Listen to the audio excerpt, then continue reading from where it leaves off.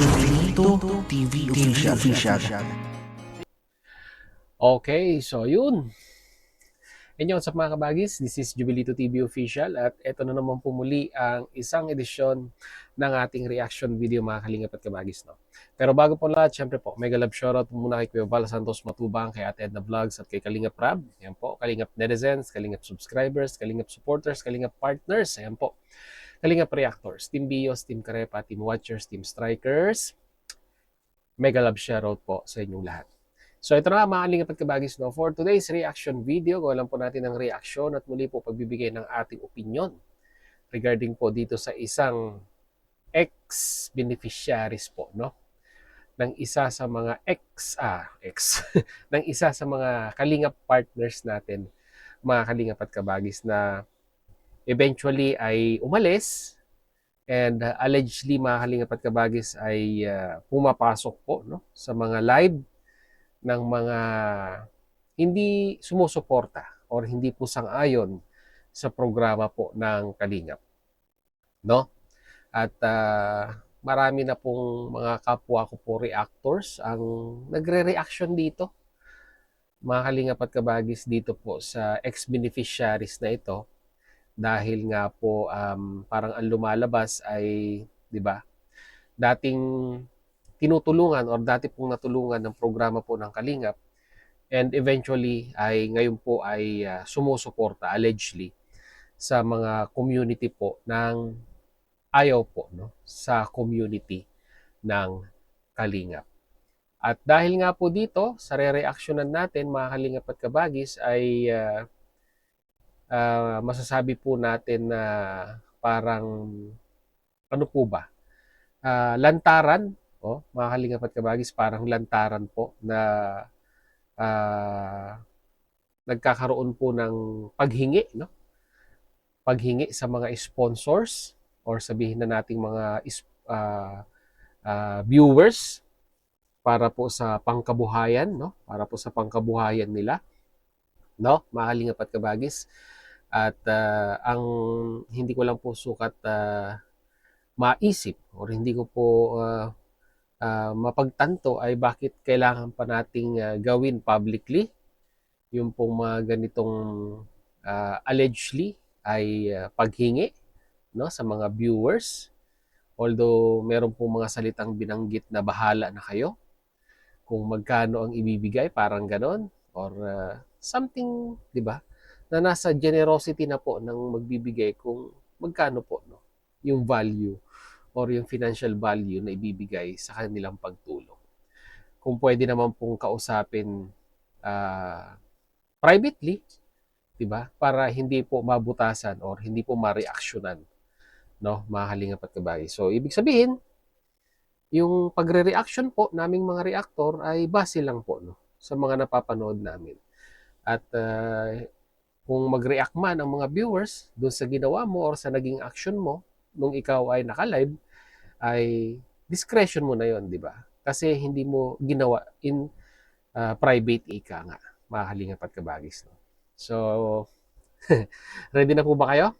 O, ito, panoorin po natin mga Kalingap at kabagis kung sino po itong tinutukoy kong ex-beneficiaries ng Kalingap partners natin na ngayon po ay allegedly ay nakasuporta sa mga hindi pabor sa community po ng Kalingap, no? Ito po, kilalang-kilala nyo to. Ayan. Play na po natin yung video, huwag na po natin patagalin. Inaabot ka ni Tita Berry kung gusto mo daw magnegosyo. Kaso tita, ano daw pong negosyo yun?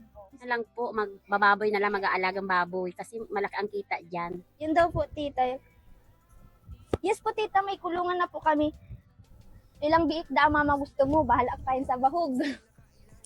Ikaw na lang po ang bahala sa ibibigay mo kung magkano yun. Kami na lang ang bahala magbibili ng baboy. Okay. So, yun, mga Kalingap at kabagis, no? Napaka-short pero nandun na po lahat, no? Yung intention, no, na pagbibigay ng tulong dito po kay, ayan, si Arjin, mga Kalingap at kabagis, no?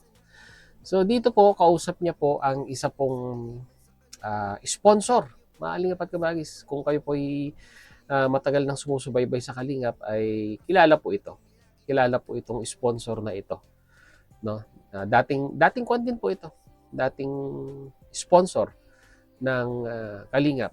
Yan. Correct me if I'm wrong, mga Kalingap at Kabagis, no? Pero base po sa aking pagkakaalam, ay dati po, no? Dati pong sponsor ito ng Kalingap. Then eventually po ay naging sponsor na ng ibang grupo. Na kung saan ay pinag-uusapan nila yung regarding sa propose na negosyo, which is yung pong pag-aalaga ng livestock. To be specific po, ang baboy. At sabi nga po ay bahala na daw po kung magkano ang bibigay at sila na lang daw po ang sila na magmamanage. At meron naman na daw po silang existing na kulungan, no?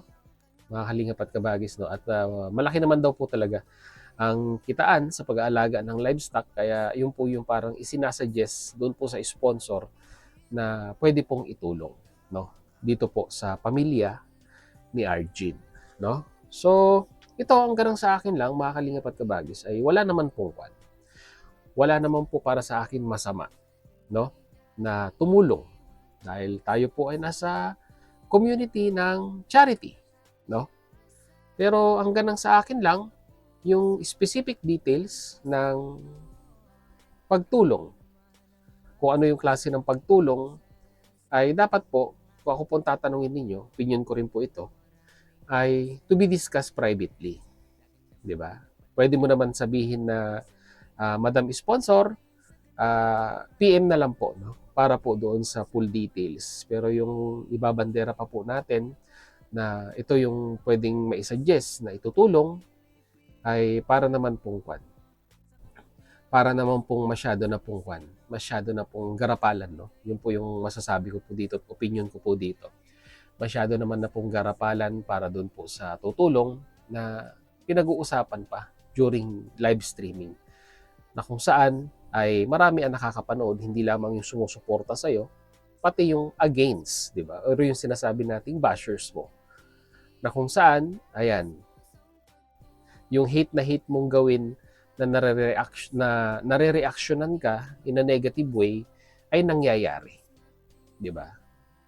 Ang pagtulong, okay yan. Sabi ko nga po kanina, walang problema. Di ba? Kung yun naman po ay taus-pusong ibibigay ng sponsor sa inyo, ay wala pong problema yon, di ba? Thanks God, ika nga sa blessings. Pero yung furthermore na i-discuss mo yung full details, di ba? Ng propose na pangkabuhayan, ang ganang sa akin lang ay dapat pinag-usapan na in private, di ba? In private na lang po sana. Yun lang naman po ang suggestion ko dito kay Arjin. Di ba?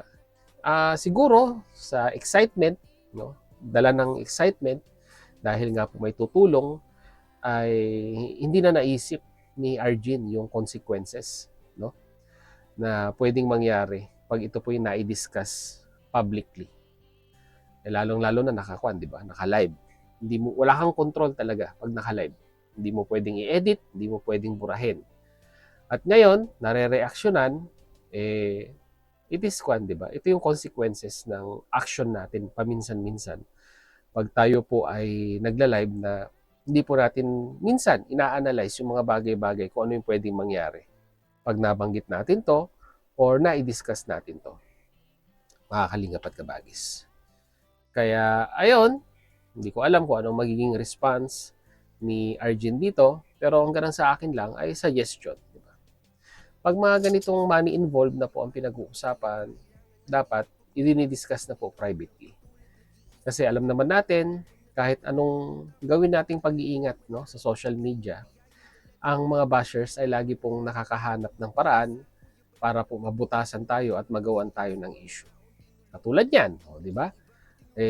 Ang buong pagkakaalam ko, yung nakakausap na sponsors, ay parang, hindi ko po sure mga Kalingap at Kabagis, no? Ay parang may ini-sponsoran din, no? Parang may ini-sponsoran din po parang dating beneficiaries po ng Kalingap, no? Yan. Yun po yung buong pagkakaalam ko. Correct me if I'm wrong sa mga viewers po, no? Yun po yung aking kwan dito. Yun po yung aking pagkakaalam, no? Maybe it's either correct or hindi po, wala pong katotohanan na meron po siyang ini-sponsoran na dating beneficiaries, pero yun po yung aking pagkakaalam, mga Kalingap at Kabagis. So, yun yung ating reaction dito, mga Kalingap at Kabagis, no? Kagaya nga po na sabi ko, sa susunod, maging maingat tayo, no? Sa mga bagay-bagay na pinag-uusapan natin, lalong-lalo na syempre sa live. Dahil unang-una sa lahat, hindi mo mai-edit yan. And the one thing you can do only about it is to delete, no? Para hindi na makalkal o hindi na makakuha ng maibubutas sa'yo yung mga ayaw sa'yo ng mga viewers and reactors, no? Mga Kalingap at Kabagis. So, yun lang po ang ating reaction video for today. Once again, mag-comment na lang po kayo sa ating comment section kung ano pong inyong masasabi, opinion, reaction dito po, no? Sa naging pagdidiscuss ni Arjin regarding nga po sa propose na pagtulong sa kanya ng isang viewers and sponsor na rin po, no? Para sa kanilang pangkabuhayan, showcase. Ika nga, mga Kalingap at Kabagis. So yun, hanggang dito na lang. Once again, this is Jubilito TV Official, proud member po ng Team Koos at ng Team Bios. As I always say, mga Kalingap at Kabagis, peace, God first. God bless po. Bye-bye!